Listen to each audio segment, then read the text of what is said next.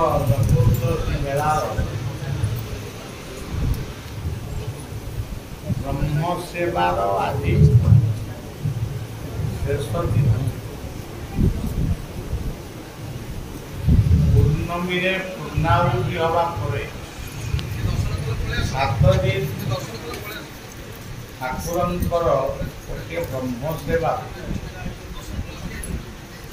ବ୍ରହ୍ମ କହିଲେ ବ୍ୟାପକ। ଆମେ ବ୍ୟାପକ ବ୍ରହ୍ମଙ୍କୁ କରିପାରିବା ଅସମ୍ଭବ। ସେଥିପାଇଁ ଆମେ ଆମର ଇଷ୍ଟଦେବଙ୍କୁ ବ୍ରହ୍ମଙ୍କ ସ୍ୱରୂପରେ ଆମେ ଫୁଲ, ଚନ୍ଦନ, ଧୂପ, ଦୀପ ଇତ୍ୟାଦି ଦେଇ ତାଙ୍କୁ ପୂଜା କଲା। ସେଇଭଳି ଆମର ଏଇ ପବିତ୍ର ପୀଠରେ ବହୁ ବର୍ଷ ଧରି ବ୍ରହ୍ମ ସେବା 7 ଦିନ ତାଙ୍କର ଦର୍ଶନ ହୁଏ ନାହିଁ। ଔଷଧୀୟ ଚିକିତ୍ସା, ଖାଦ୍ୟପେୟର ଚିକିତ୍ସା, ସ୍ତବସ୍ତୋତ୍ର ପାଠ, ଅପରାଧ ମାର୍ଜନ ପାଇଁ ପ୍ରାର୍ଥନା, ଏସବୁ ଆଜି ହଉଛି ତାର ସେଇ ବ୍ରହ୍ମ ସେବା 7 ଦିନ। ଆଜି ହଉଛି ଶେଷ ଦିନ ବା ପୂର୍ଣ୍ଣାହୁତି। ଯେଉଁମାନେ ଏଇ ମହାନ ସୁଯୋଗକୁ ହାତଛଡ଼ା ନକରି ଦର୍ଶନ କରିପାରିଛନ୍ତି, ସେମାନେ ନିଶ୍ଚିତ ଭାବରେ ଭାଗ୍ୟବାନ। କାରଣ ଆସନ୍ତାକାଲି ଠାରୁ ଶିଶୁ ଅନନ୍ତଙ୍କର ପୂଜାର୍ଚ୍ଚନା ନିତ୍ୟ ନୈମିତ୍ୟ ଭାବରେ ଯେପରି ହେଉଥିଲା ସେପରି ହେବ। ଆଜି ଗୋଟିଏ ଦିନ ଶିଶୁ ଅନନ୍ତଙ୍କର ନିତ୍ୟ ବ୍ରହ୍ମ ସେବା ତାର ନାମକରଣ କରାଯାଇଛି ଏବଂ ଆଜିର ଯେଉଁ ପ୍ରସାଦ ରାତ୍ରିରୁ ତୈରି ହୁଏ, ସକାଳେ ଭୋଗ ଲାଗେ। ଭକ୍ତମାନେ ସେ ପ୍ରସାଦକୁ ପାଆନ୍ତି। 2ଟି ଦିନ ଆମର କରାଯାଏ। ଗୋଟେ ଚତୁର୍ଦ୍ଦଶୀ ଆସି ପୂର୍ଣ୍ଣମୀ ସକାଳ ଏବଂ ଆଉ ଗୋଟିଏ ହେଉଛି ବ୍ରହ୍ମ ସେବା। ବ୍ରହ୍ମ ସେବାରେ ବ୍ରହ୍ମ ଆରତି। ତେଣୁ ଆମର ସେଇ ଭାଗ୍ୟ ପୂର୍ବେ ଦେଉ କରିଥାଇ ସ୍ୱୀକୃତ,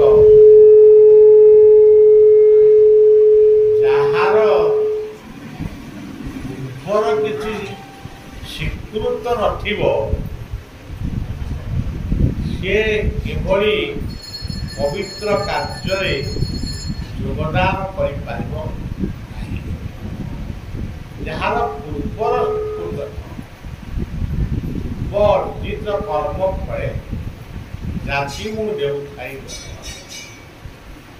ଆପଣମାନେ ଯେ ସ୍ୱୀକୃତ ଅର୍ଜନ କରୁଛନ୍ତି, ବଳିଆ ଯେ ଅର୍ଜନ କରି ସାରିଛି, ଇଏ କଥା ବି ଯେ ପର୍ଯ୍ୟନ୍ତ ମୋର ସେଇ ସ୍ୱୀକୃତ ଏକାଗ୍ରତା, ଭାବ, ଭକ୍ତି ଇତ୍ୟାଦି ଥିବ, ସେ ପର୍ଯ୍ୟନ୍ତ এই দর্শন মতে কারণ ବହୁତ ଦିନ ତଳେ এই ଶିଶୁ ଅନନ୍ତଙ୍କ ଗାଦିଙ୍କ ନିକଟରୁ ଗୋଟିଏ ସର୍ପ ବାହାରେ। ସେ ସର୍ପଟି ଯୋଉଠି ରୋଷଘର ଥିଲା ସେ ରୋଷ ଚୁଲି ଭିତରେ ରହିଲା। ସକାଳୁ ଯେତେବେଳେ ରୋଷ ଚୁଲାଟି ସଫା ହେଲା ସେ ସାପଟିକି ସେମାନେ ଦେଖିଲେ ଏବଂ ଡରିଲେ। ସେ ସର୍ପଙ୍କୁ ଦର୍ଶନ କରିବା ପାଇଁ ଆମ ଗାଁର ଏବଂ ଆଖପାଖ ଗାଁର ବହୁତ ଲୋକ ନହେଲେ ବି କିଛି ଲୋକ ସମସ୍ତେ ତାଙ୍କୁ ଦେଖୁଥିଲେ।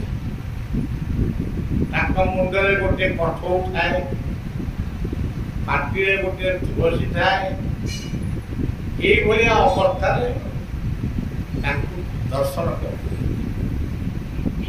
କିନ୍ତୁ ଜଣେ ବ୍ୟକ୍ତି ସେ ଯେତେ ଚେଷ୍ଟା କଲେ ବି ସେ ସର୍ପଙ୍କୁ ଦର୍ଶନ କରି ପାରିଲେ। କେବଳ କହିଲେ ମୋର କଣ ଅପରାଧ ଅଛି ମୁଁ ଜାଣିନି, ଆଉ ଯଦି ଅପରାଧ ଥାଏ ଏ ଶିଶୁ ଅନନ୍ତ ମତେ କ୍ଷମା ଦେଇ ଆପଣ ଟିକେ ଦର୍ଶନ ଦିଅନ୍ତୁ, ମୋର ନେତ୍ର ମଣିଷ ଜନ୍ମ। ଏତିକି କହି ଯେତେବେଳେ ସେ ଶାସ୍ତାଙ୍ଗ ଦଣ୍ଡବତ କରିଛନ୍ତି ସେତେବେଳେ ସର୍ପଟି ସେଇ ଜାଗାରୁ ଗୋଟିଏ ଡିଆଁ ଦେଇଲା ଯାଇ ଗାଦିଙ୍କର ପଶ୍ଚିମ ଦ୍ୱାର। ଆଜି ବି ସେ ଗର୍ତ୍ତ ଅଛି। ସେଦିନର ଗର୍ତ୍ତ ନଥିଲେ ବି ଆମେ ତାକୁ ରଖିଛୁ। ସେ ଗର୍ତ୍ତ ଭିତରେ ତେଣୁ ଏଇ ହଉଛି ତାଙ୍କର ମହିମା।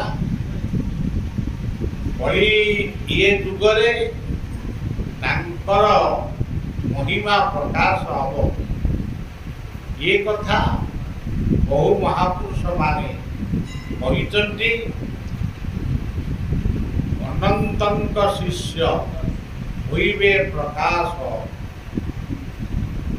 ଅନନ୍ତଙ୍କ ଶିଷ୍ୟ ହୋଇବେ ପ୍ରକାଶ, ଉପଦେଶ ଦେବେ। 24 ବର୍ଷ ଭୂପତେ ରହି ଅଜ୍ଞାନରେ ନେବେ ଦିନ, ଅନନ୍ତଙ୍କ ଶିଷ୍ୟ ହୋଇବେ ପ୍ରକାଶ, ଉପଦେଶ ଦେବେ। ଅନନ୍ତ ଗାଦିରେ ଯିଏ ଥିବେ ସପ୍ତ ବାମ୍ପିରେ ରୂପ। ଏମିତି ଏ କଥାକୁ ସବୁ ବୁଝି ହବନି, କିନ୍ତୁ ଗୋଟେ ଅନନ୍ତଙ୍କ ନାମ ମହାପୁରୁଷ ମାନେ ଲେଖି ଯାଇ। ଆଉ ଗୋଟିଏ ପଦରେ ଅଚ୍ୟୁତଙ୍କର ପଦରେ ଲେଖା ପାଇକାଣି କୁରୁ ସେଇ ଅନନ୍ତ ତୁଦେ ମିଳି। ପାଇକାଣି ନଦୀ କୂଳରେ এই অনন্ত ওঙ্কারকে যে বুদ্ধ বলি দেখি এটি নিশ্চিত অনন্ত লাগে। ମୁଁ ମାଳିକା ପଢି ଯେ ଏଠି ଅନନ୍ତକୁ ପୂଜା କରୁଛି ତାପରେ ମତେ ପ୍ରେରଣା ଆସିଛି, ସିଏ ମତେ ଯୁକ୍ତି ଦେଇଛନ୍ତି, କାହାରି କଥାରେ ଆସିନି। ଜୀବନରେ ଯାହା କରିଛି ବିଶ୍ୱ ପାଇଁ, ଦେଶ ପାଇଁ, ରାଜ୍ୟ ପାଇଁ ପ୍ରାର୍ଥନା କରିଛି। ଦୁଃଖରେ ଦୁଃଖୀ ଲୋକଙ୍କ ପାଇଁ କଣ ସହାୟ ହେଇପାରିବ ତା ମଧ୍ୟ ପ୍ରାର୍ଥନା। ସେଇ ପ୍ରାର୍ଥନା ହଉଛି ମୋର ଔଷଧ ବା କଥା। ଆଉ ଏଠି କିଛି ଭେଳିକି ନାହିଁ, ତନ୍ତ୍ରର ଯନ୍ତ୍ରର ମନ୍ତ୍ରର କିଛି ଭେଳିକି ନାହିଁ। କେବଳ ଭକ୍ତି, ଶ୍ରଦ୍ଧା, ସେବାର ଭେଳିକି ପ୍ରଭୁଙ୍କ ପାଖରେ ଅଛି। 56 ବର୍ଷ ଧରି ଏ ଆଧ୍ୟାତ୍ମିକ ଲୀଳା ଲାଗିଛି। ଆଉ ଯେତେ ଦିନ ତାଙ୍କର ଇଚ୍ଛା ଥିବ ତାହା ହିଁ ପୂର୍ଣ୍ଣ ହବ। ଶେଷରେ ସେଇ ମାନବ ସମାଜର ତଥା ବିଶ୍ୱ ପରିବାର ପ୍ରଗତି ଶାନ୍ତି ପ୍ରଗତି ହଉ ଏତିକି ପ୍ରାର୍ଥନା କରି ଜୟ ଶିଶୁ ଅନନ୍ତ ରାଜା ରାମ ଜୟ ସତ୍ୟ ଜୟ